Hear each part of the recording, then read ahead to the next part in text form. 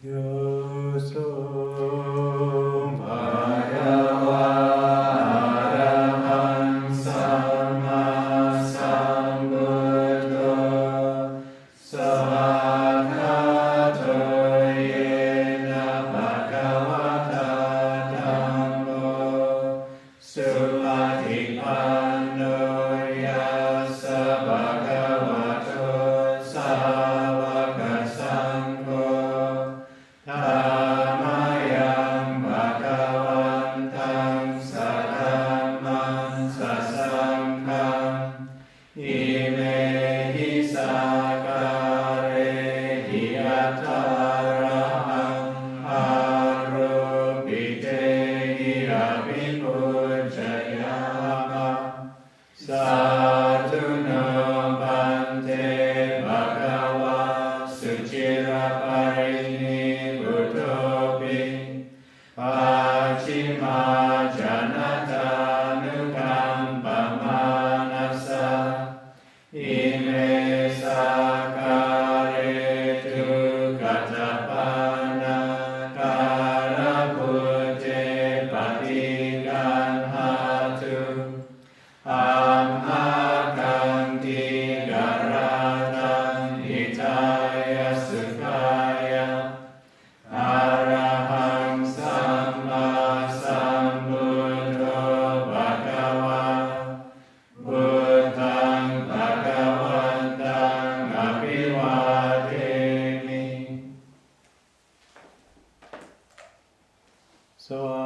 Sākhato Bhagavata Dhammo Dhammang Namassami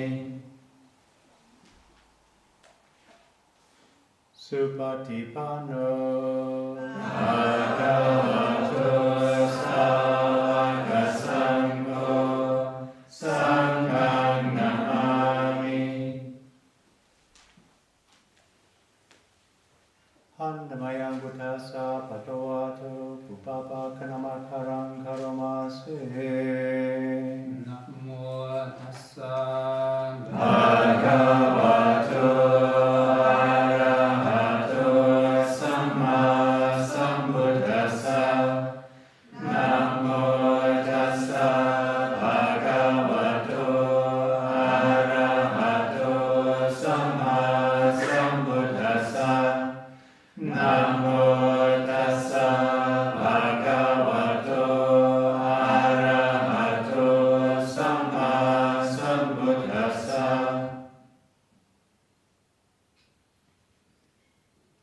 Handamayaṃ Buddhanussati karomase Thankho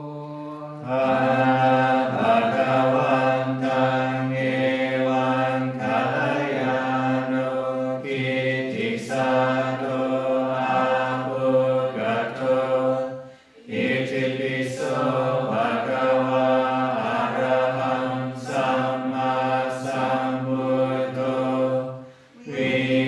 Vicacharana Sampanno Sugato Lokavidu Anuttaro Bodhisattva Sarati Sata Deva Manusana Buddho Bhagavati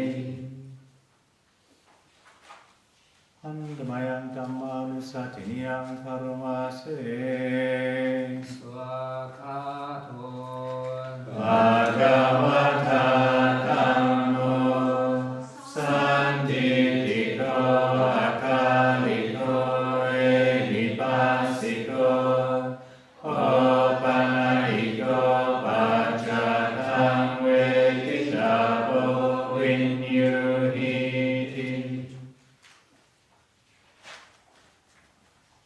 Handamayaṃ Sanghanussati karomase Supatipanno Bhagavato Sāvaka Sangho Ujjapatipanno Bhagavato Sāvaka Sangho Nyāyapatipanno Bhagavato Sāvaka Sangho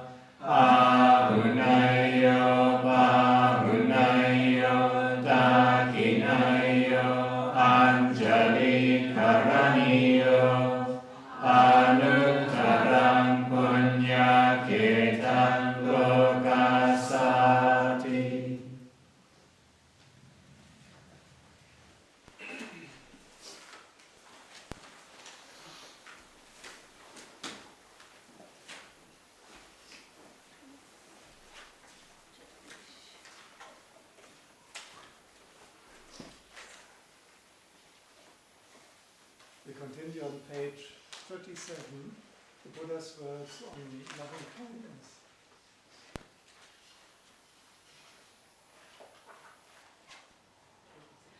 Now let us chant the Buddha's words on loving kindness. This is what should be done by one who is skilled in goodness and who knows the path of peace. Let them be able and upright, straightforward and gentle in speech, humble and not conceited, contented and easily satisfied, unburdened with duties and frugal in their ways, peaceful and calm and wise and skillful, not proud and demanding in nature. Let them not do the slightest thing that the wise would later reprove, wishing in gladness and in safety, may all beings be at ease. Whatever living beings there may be, whether they are weak or strong, omitting none, the great or the mighty, medium, short or small, the seen and the unseen, those living near and far away, those born and to be born, may all beings be at ease. Let none deceive another, or despise any being in any state. Let none through anger or ill will wish harm upon another, even as a mother protects with her life a child, her only child. So with a boundless heart should one cherish all living beings, radiating kindness over the entire world, spreading upwards to the skies and downwards to the depths, outwards and unbounded, free from hatred and ill will, whether standing or walking, seated or lying down, free from drowsiness. One should sustain this recollection. This is said to be the sublime abiding, by not holding to fixed views, the pure-hearted one, having clarity of vision, being free from all sense desires, is not born again into this world. Now let us chant the reflections on universal well-being. May I abide in well-being, in freedom from affliction, in freedom from hostility, in freedom from ill will, in freedom from anxiety, and may I maintain well-being in myself. May everyone abide in well-being, in freedom from hostility, in freedom from ill will, in freedom from anxiety, and may they maintain well-being in themselves. May all beings be released from all suffering, and may they not be parted from the good fortune they have attained.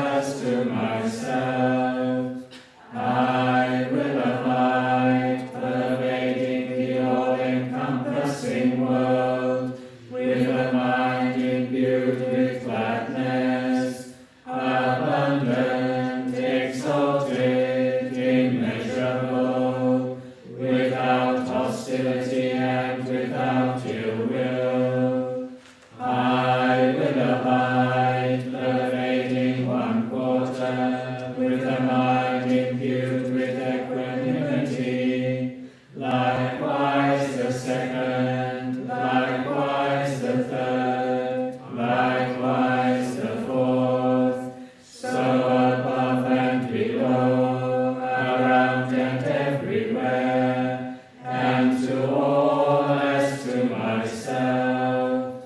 I will abide, pervading the all-encompassing world, with a mind imbued with equanimity, abundant, exalted, immeasurable, without hostility and without ill will.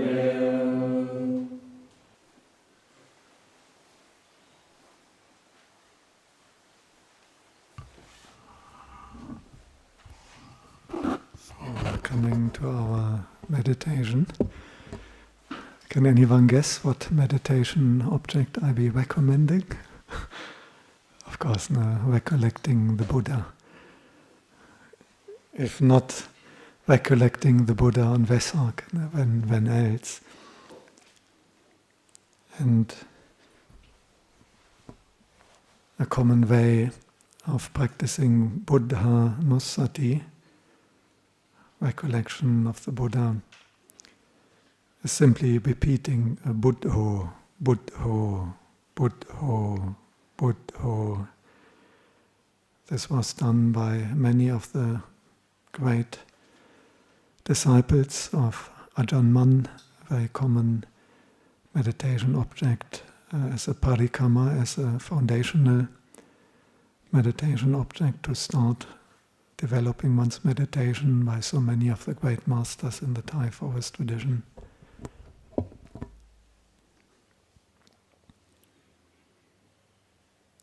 If you prefer, you can also do the whole thing, what we did in the previous session.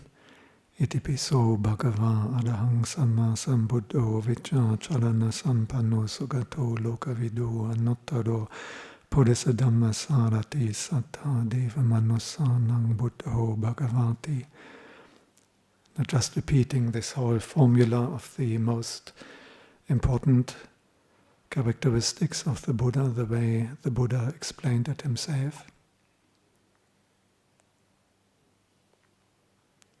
I remember Lumpur Tongdeng once saying that this is the most powerful mantra of all, because it was, these are the qualities now of all Buddhas, not just our Buddha Gautama, but the Itipiso describes all Buddha, past and future. And secondly, it is the way the Buddha himself described his most outstanding qualities, so very powerful.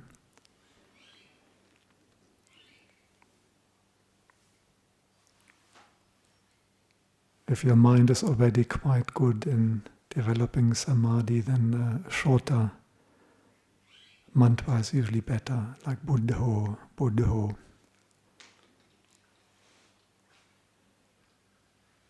On the other hand, if your mind tends to think a lot and you may need the longer one, it works maybe better.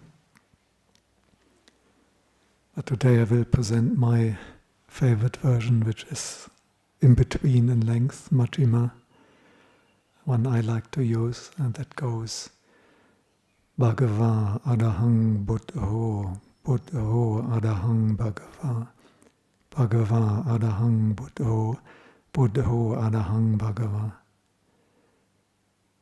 Just 3 epithets, and you may notice there's this little loop forward, backward. To my mind, it makes it a little bit more interesting and demanding over time. A bit complicated mind. So I find it easier if it's not one word. I find just difficult over time. This one works quite well for me, but feel free to use whatever you prefer yourself. So we just repeat Bhagavā Arahaṃ Buddho, Buddho Arahaṃ Bhagavā, Bhagavā Arahaṃ Buddho, Buddho Arahaṃ Bhagavā, Bhagavā Arahaṃ Buddho, Buddho Arahaṃ Bhagavā, Bhagavā Arahaṃ Buddho, Buddho Arahaṃ Bhagavā, Bhagavā Arahaṃ Buddho, Buddho Arahaṃ Bhagavā.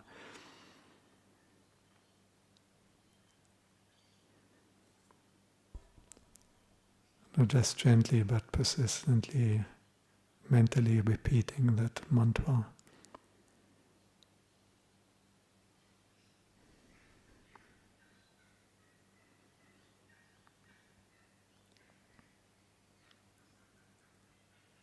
We say it like we really mean it. Bhagavā, Arahaṃ, Buddho, Buddho, Arahaṃ, Bhagavā. Bhagavā, Arahaṃ, Buddho, Buddho, Arahaṃ, Bhagavā. Bhagavā, Arahaṃ, Buddho, Buddho, Arahaṃ, Bhagavā.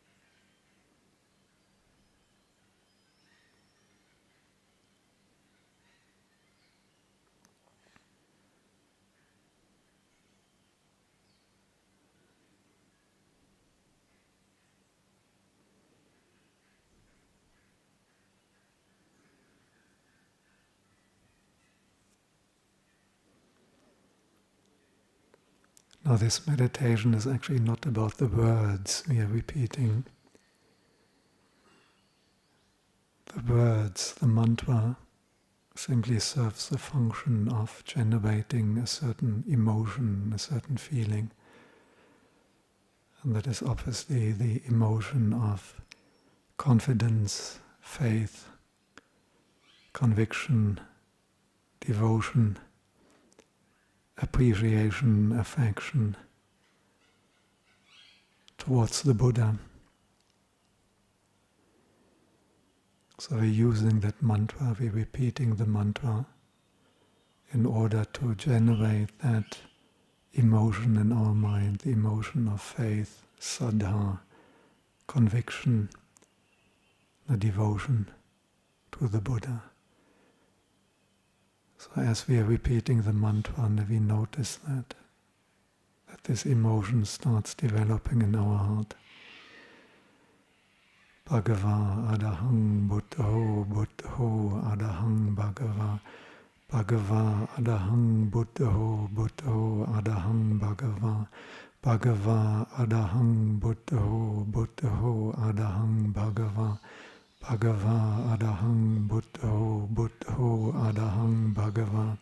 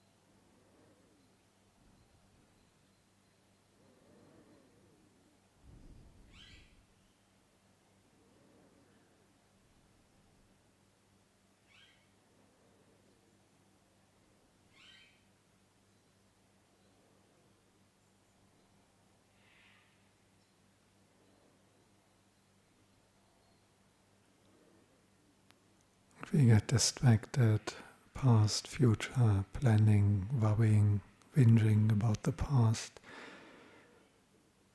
We don't get upset with ourselves, we just notice and gently but firmly bring the mind back to the mantra. Catching the mind as quickly as possible when we lose the meditation object, and just bringing it back with endless patience.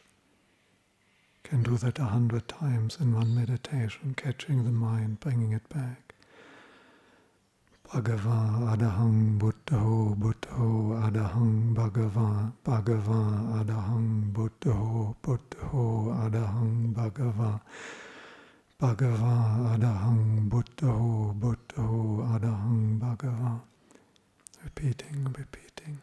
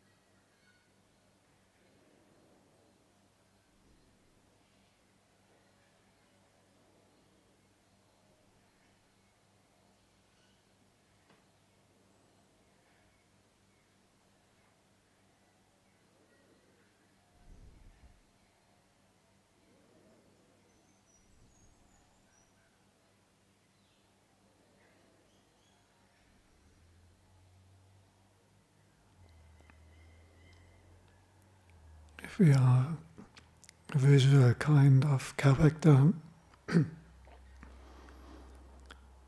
can also visualize a very beautiful Buddha statue, inspiring Buddha statue you have seen. Or you can visualize the Mahabodhi temple or the diamond throne in Bodh Gaya, even just a symbol representing the Buddha. Now, while repeating the mantra, it's not required, but for some people this additional visualization can increase the emotion we are trying to generate, the emotion of saddha, conviction, faith, devotion, affection to the Buddha. Main thing is to keep the mantra going, come what may. Bhagavā, Arahaṃ, Buddho, Buddho, Arahaṃ, Bhagavā, Bhagavā, Arahaṃ, Buddho, Buddho, Arahaṃ, Bhagavā, Bhagavā, Arahaṃ, Buddho, Buddho, Arahaṃ, Bhagavā.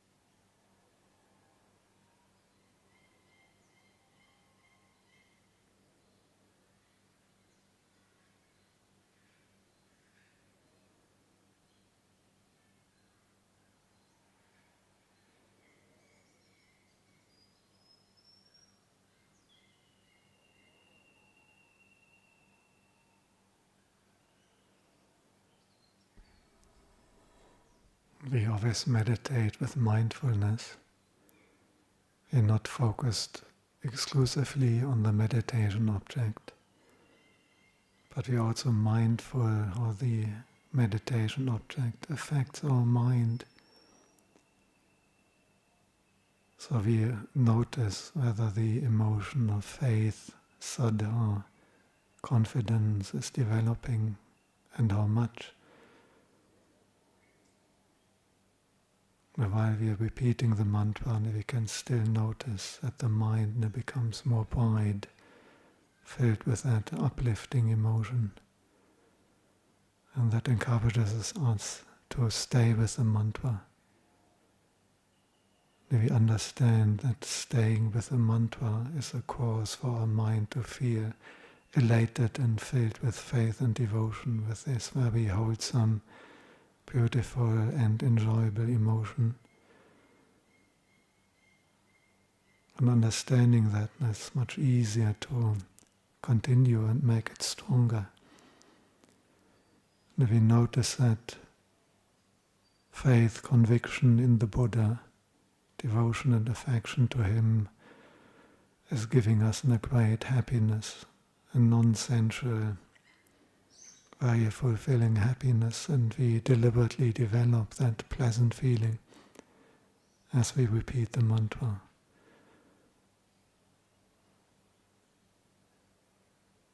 Not forcing anything, but just noticing it, how it quite natural arises as we are repeating the mantra. Mindfully noticing how the mind becomes more bright, more joyful, more fulfilled, more at ease.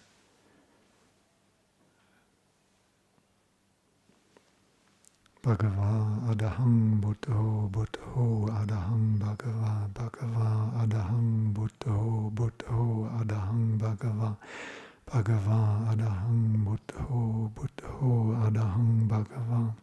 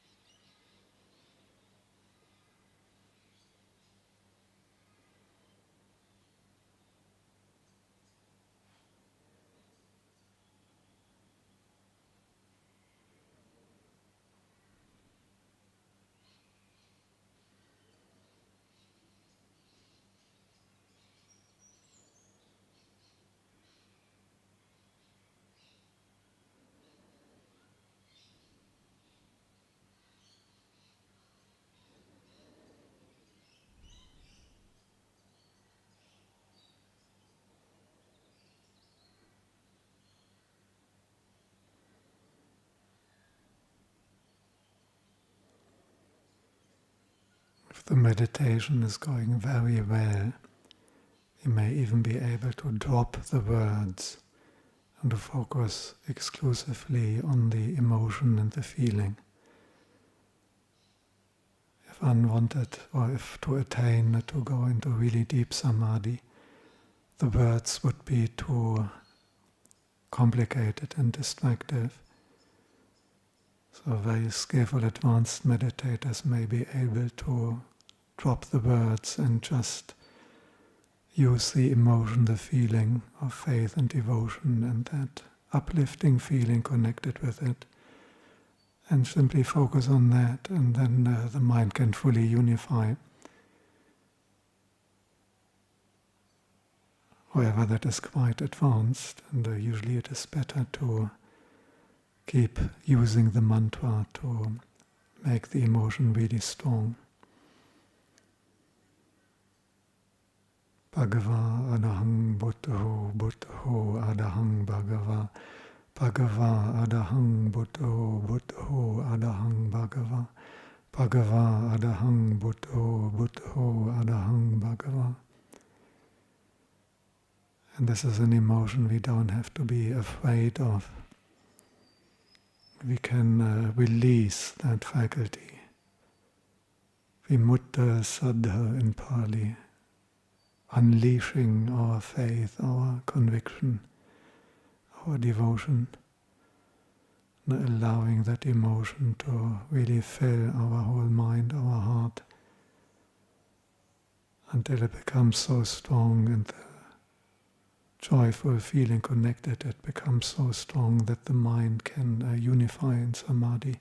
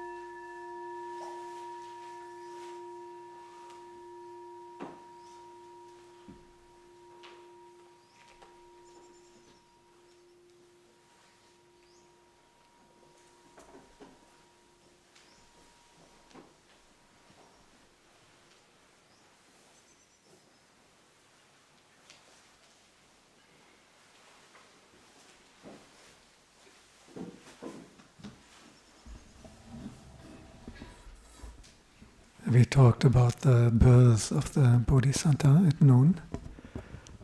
So we still have a lot of things to cover, Enlightenment, Parinibbāna. I'm afraid it will not be possible to go into all the details here now. But maybe one essential feature I want to bring up, because one can't repeat it too often.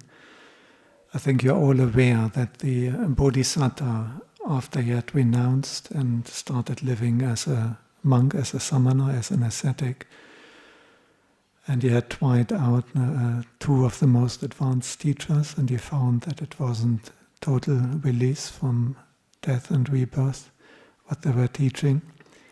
that he then embarked on the ascetic practices. And he followed the motto which you can also hear nowadays, the no pain, no gain. I think you know that from the gym. That's what they say, no pain, no gain. And that's what they believed also in ancient India. And obviously the highest gain possible is enlightenment, nibbana, freedom from suffering. So they thought that to get the highest gain, you also have to undergo the worst pain. And so the Bodhisatta followed that wrong path, and he would eat so little, one kolo fruit a day, one rice grain a day, and many other ascetic practices. Also stopping to breathe, he would hold his breath for very long times. And after doing that for 6 years, you can still go to the cave in India near Bodh Gaya, where he is reputed to have done these practices. And even nowadays in that cave there's this incredible, tight, powerful energy, but very restrictive. And one day he was so emaciated, so weakened, that when he tried to relieve himself, he just toppled over and collapsed. And even the devas were no longer sure whether he's dead or alive, or what color his beautiful complexion had become, whether it's yellow or black or what. And then he was really weak, and he was trying to rub his limbs to gain some strength, and when he was rubbing his arm, the hairs would come out because the roots had been rotten from lack of nutriment. And he said when he would touch the front of his belly, he would feel his backbone, because there was no belly. There was just skin. You can actually see that on concentration camp or famine victims. They look similar. This is how he looked like. So as he lay there and collapsed, fortunately he had a memory which helped him to get on the right track. What did he remember in that moment when he was half dead? It was like a child. His father was some plowing ceremony. Right. Yeah, and he remembered, I think, his first jhana. Exactly. He attained samādhi while being left alone during a plowing ceremony. I think the plowing ceremony was not what got him in there, but the plowing ceremony would take his nurses away, because they got so excited about the king plowing personally that they left him alone under the tree, under the rose apple tree, the jumbo tree. And then being alone in solitude under the tree, he attained spontaneously due to his great power, me and past life practice. He attained as a small boy the first jhāna, which is accompanied by rapture and bliss. And this is what he remembered. And then the thought occurred to him, could that be the path to awakening? And then the thought occurred to him, why was I afraid of that happiness, of that pleasure? This is a happiness, this is a pleasure that has nothing to do with sensuality. This is a rapture, a happiness that has nothing to do with unwholesome states. Like killing, sometimes people, soldiers in battle, they can also get into a kind of samādhi, but obviously it's unwholesome. So this is not connected with anything unwholesome, it's not connected with the sensual ecstasy. People can also get into ecstasy in the dancing and drugs. But again, that is sensual. And then the Buddha, or the Bodhisatta, he was still the Bodhisatta, but now he realized this is the path to awakening. That wholesome rapture and bliss of samādhi that is apart from sensuality and unwholesome phenomena. And that was a revolutionary teaching. Was also described by the Buddha as Sokhena Sokhang Adigantabang, to attain happiness by means of happiness. And I know it sounds almost too good to be true, but this is what the Buddha discovered and practiced and encourages us to do. You don't have to torture yourself. You can purify your mind by the non-sensual, wholesome rapture and bliss of samādhi. Very important ingredient, foundation for developing deep wisdom and insight. So then he realized that it will be hard to develop samādhi with a half-dead body, and he started eating again. Nowadays it's sometimes presented like he would immediately eat the milk rice from Lady Sujata. I think that is very unlikely, because it's known from concentration camp victims. It happened when concentration camps were liberated. The soldiers coming in, they were so shocked and had compassion, and they gave all their rations away, and people died on the spot. Because if you're so emaciated and then you eat a full meal, you can die from that. So I think it's much more likely that he would very gradually increase his amount of nutriment, and he would also move to a nicer place. This cave, if you go there nowadays, near Bodh Gaya, is on the other side of the river and is facing to the west. So you would get the full blast afternoon sun. The stinking hot is a very tiny, stuffy cave. They're deliberately chosen to be like that.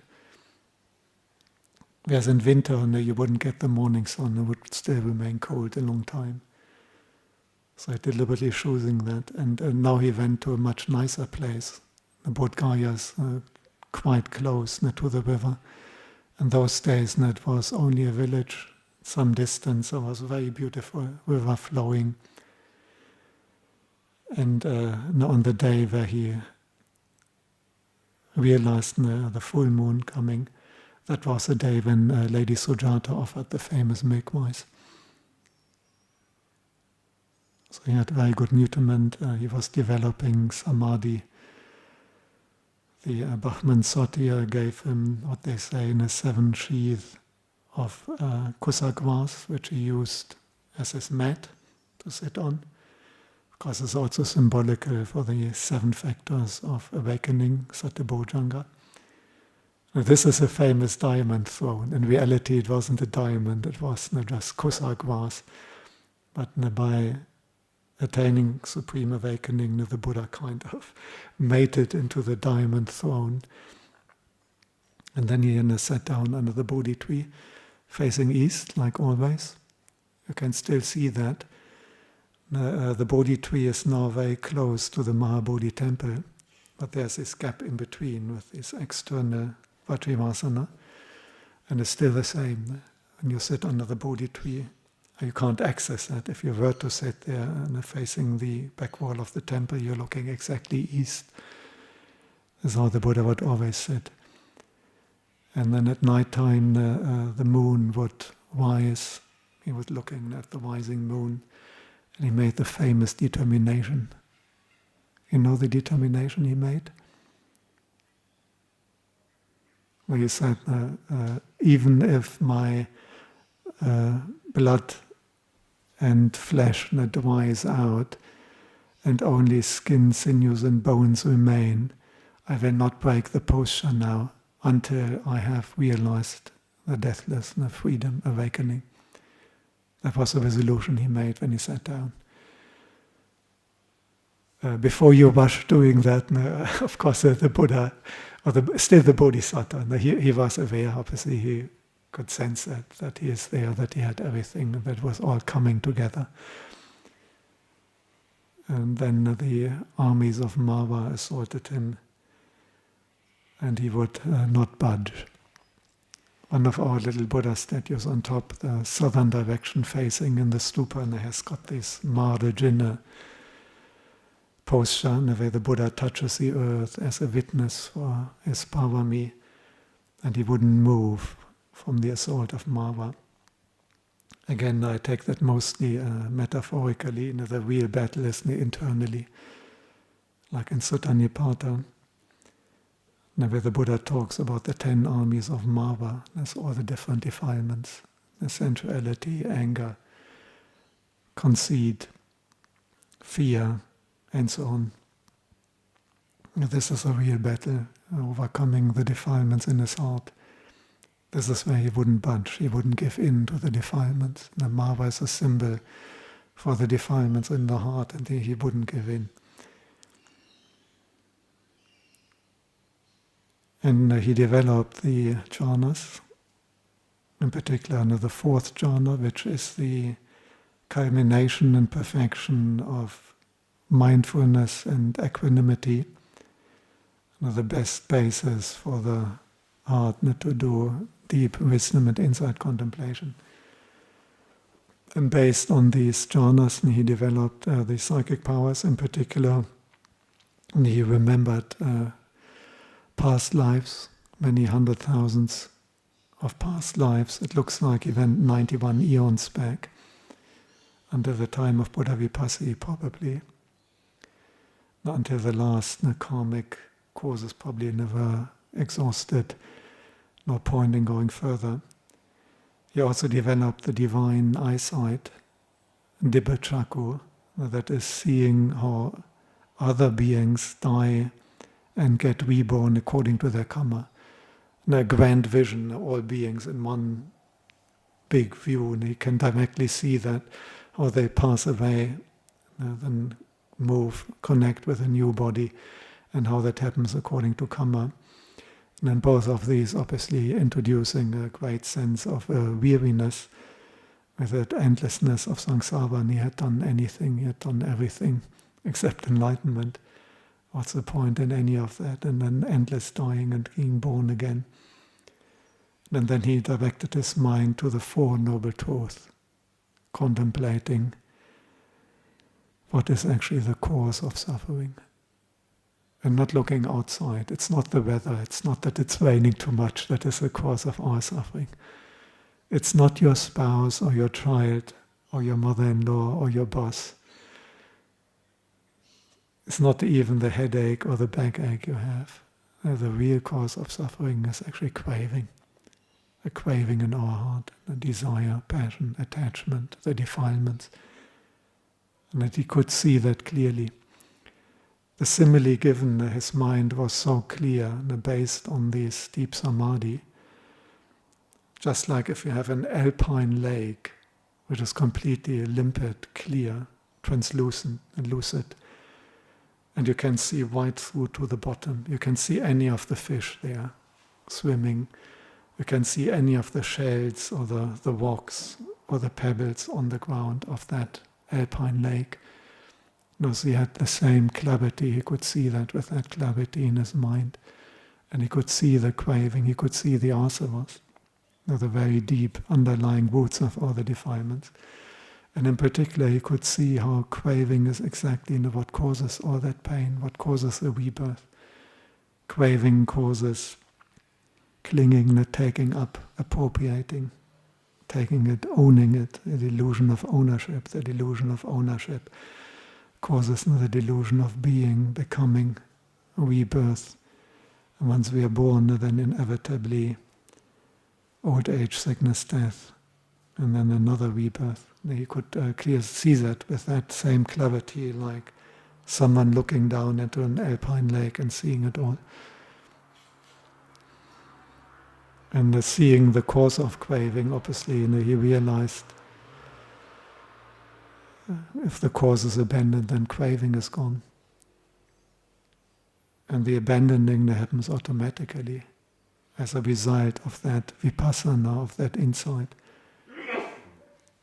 It's just like when you put your finger into the flame of the candle, and it hurts, and you understand that because the flame is hot, it hurts, and then you pull back. No one has to tell you, it happens virtually automatically. Pain and you pull back. The problem is with craving, it's not so obvious. This is why we are still in the delusion that craving, if we can satisfy it, will give us happiness. But that is a delusion we are still stuck on. But the Buddha had that clarity that he could see it. that the craving actually gives us suffering, rebirth, through the links of upadana, clinging, taking up, owning, being, becoming, and then born again. And seeing that clearly in his heart, let go of craving, abandon craving, cut it off like a palm stump. It can't grow anymore. The power of wisdom, the faculty of wisdom, just cutting it off. The mind letting go completely. At the moment, the craving, tasaiva tanaya sesa viraga nirodho chago patinissago mutri analayo. The complete and remainderless abandoning of that very craving, the release from it, the freeing from it, the non-sticking to it. At the moment that happened, the third noble truth was realized. The end of craving, which is also known as Nibbāna, as the deathless. He had it realized in his own heart. And of course he understood that the Noble Eightfold Path has been developed fully at that moment. That was the last watch of the night, and now the sun would rise in front of him across the river. The moon would set in his bag behind the Bodhi tree. And now we can truly call him the Buddha. Before it was a Bodhisatta, and now he was truly the Buddha. And as he himself told us, whatever the Tathagata speaks, expounds, utters and explains, from the moment of supreme awakening under the Bodhi tree until the moment of final Parinibbāna between the twin sal trees, that is exactly so and not otherwise. Tatha, whatever he says. He doesn't make mistakes, he doesn't mispronounce or muddles it up, or the first teachings were not so good yet and later he got it all together. It was, whatever he said from that moment on was absolutely reliable, but only from that moment on. Not Jataka's previous lives, he wasn't the Buddha at that time. But now from the moment of supreme awakening until Parinibbāna, anything the Buddha expounded or explained, you have got absolute reliability on that. That this is Tathā, it's just like that.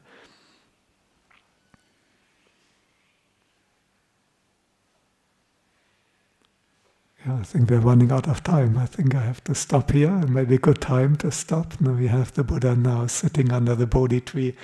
You can still go there. It's actually fascinating. You can go to exactly that spot. And you can sit there. I mean, they don't allow you to sit on that vipassana, but you can sit a few meters from it, and I highly recommend it. I can't recommend it too highly, actually, it was so powerful. And keep in mind, this is not only the spot of awakening of our Buddha, but all Buddhas in this eon attain a supreme awakening in exactly that spot. So it's a very particular coordinates. I don't know how they are defined, but it's exactly the same spot where all the Buddhas attain, and you can tune into that energy. Unbelievable.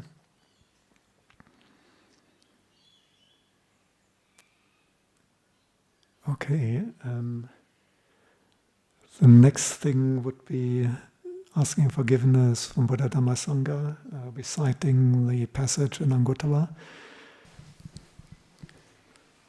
Annamayang Buddhassa Bhagavato Pupabhaga Namakarang Karomase Namo Tassa Bhagavato Arahato Samma Sambuddhassa Namo Tassa Bhagavato Arahato Samma Sambuddhassa Namo Tassa Bhagavato Arahato Samma Sambuddhassa Buddhaṃ Namang Sanghang Namasami. Please repeat after me. By body, speech or mind,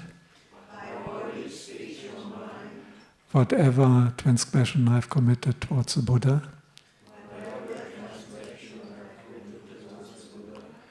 May my acknowledgement of fault be accepted. That in future there may be restraint regarding the Buddha. Please bow.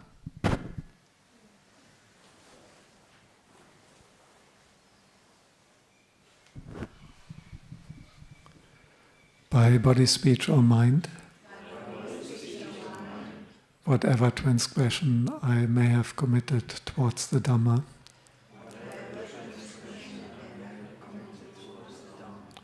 may my acknowledgement of fault be accepted. That in future there will be restraint regarding the Dhamma. Please bow.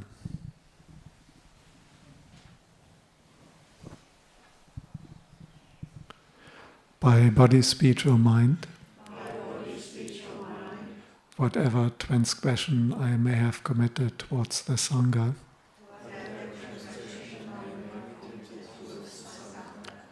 may my acknowledgement of fault be accepted. That in future there may be restraint regarding the Sangha.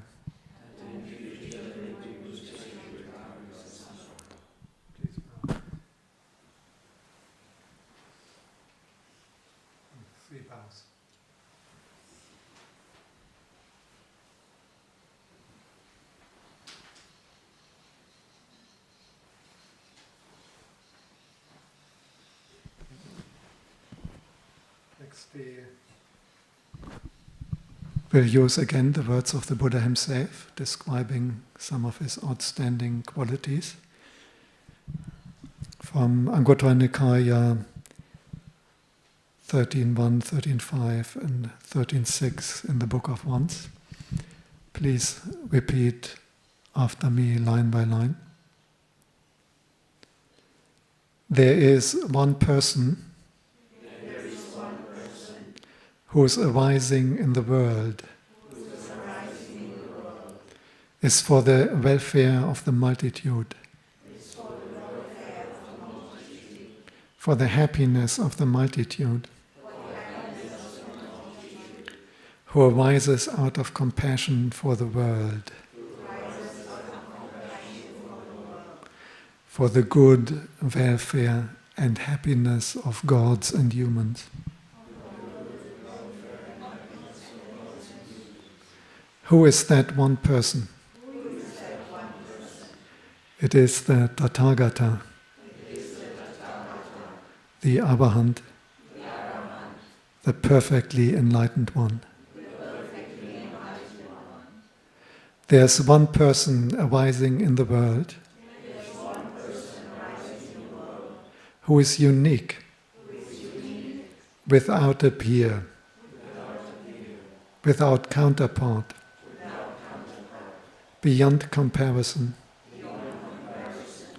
unequaled, matchless, unrivaled, supreme among gods and humans. Who is that one person? It is the Tathagata, the Arahaṃ, the perfectly enlightened one. The manifestation of one person is the manifestation of great vision,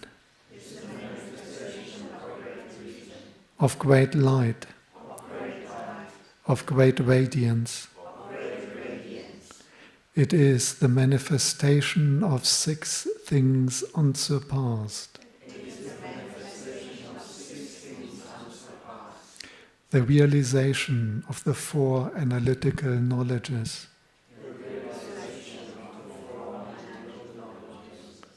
The insight into the manifold elements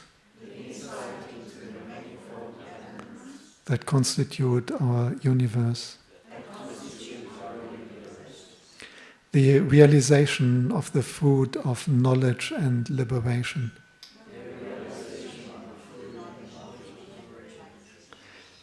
the realization of the fruit of stream entry, once returning, non-returning, and enlightenment. Who is that one person? It is the Tathagata, the Arahaṃ, the perfectly enlightened one.